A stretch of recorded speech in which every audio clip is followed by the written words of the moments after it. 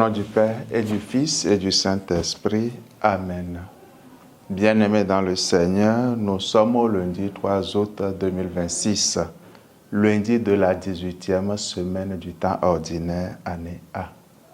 Confions cette nouvelle semaine au Seigneur, afin qu'il la bénisse pour nous, pour que toutes nos activités prennent leur source en lui et reçoivent de lui leur achèvement.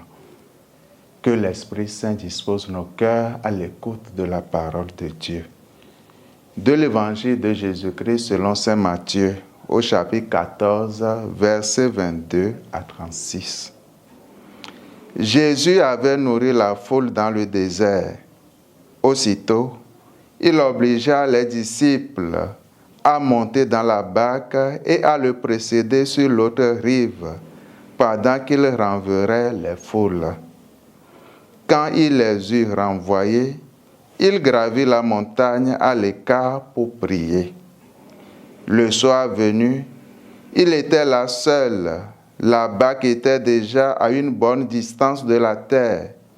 Elle était battue par les vagues, car le vent était contraire. Vers la fin de la nuit, Jésus vint vers eux en marchant sur la mer. En le voyant marcher sur la mer, les disciples furent bouleversés. Ils dirent, « C'est un fantôme ».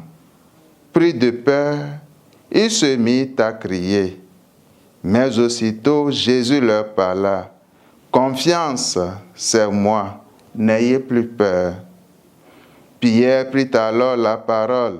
« Seigneur, si c'est bien toi, ordonne-moi de venir vers toi sur les eaux. » Jésus lui dit, « Viens. » Pierre descendit de la barque et marcha sur les eaux pour aller vers Jésus.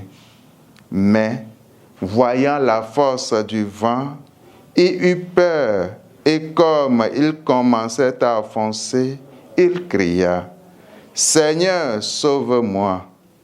Aussitôt, Jésus étendit la main, le saisit et lui dit, « Homme de peu de foi, pourquoi as-tu douté ?» Et quand il fut monté dans la barque, le vent tomba.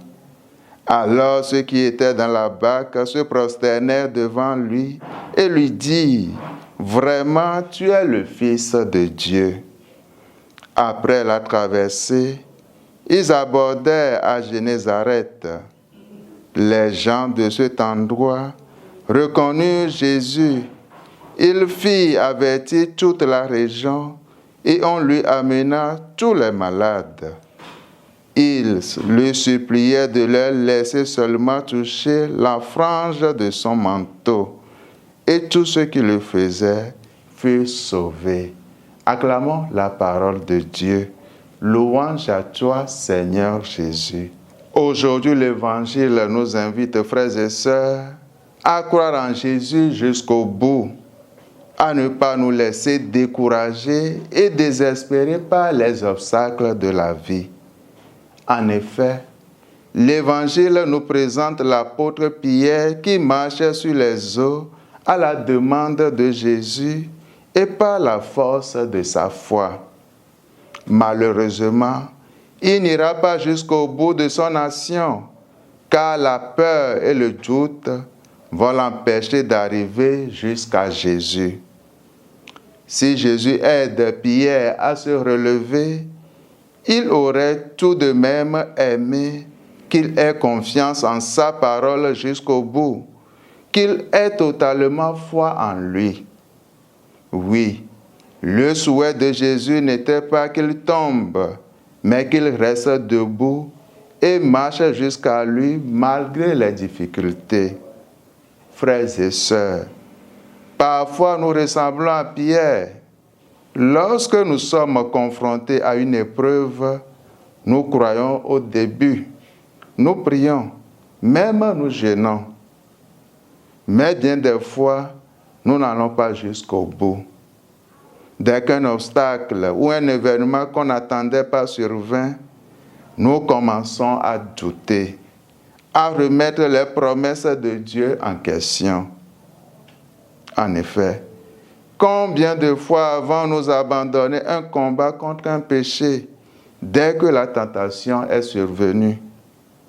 Combien de fois avons-nous douté des promesses de Dieu alors que nous étions confrontés à la maladie, au chômage ou à l'injustice? Accorde-nous, Seigneur, la grâce de persévérer jusqu'au bout, de croire jusqu'à la fin, de ne pas succomber à la tentation. Amen. Que Dieu Tout-Puissant nous bénisse et nous garde, le Père et le Fils et le Saint-Esprit. Amen.